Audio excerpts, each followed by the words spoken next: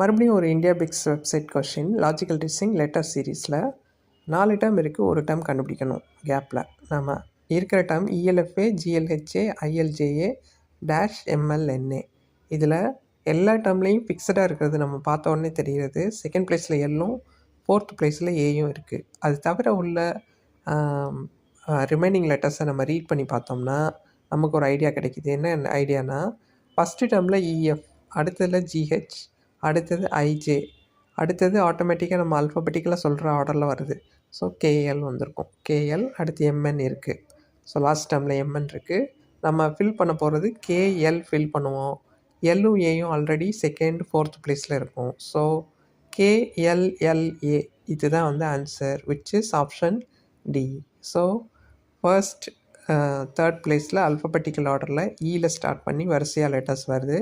அதுபடி நம்ம போட்டிருக்கோம். EF GH IJ KL.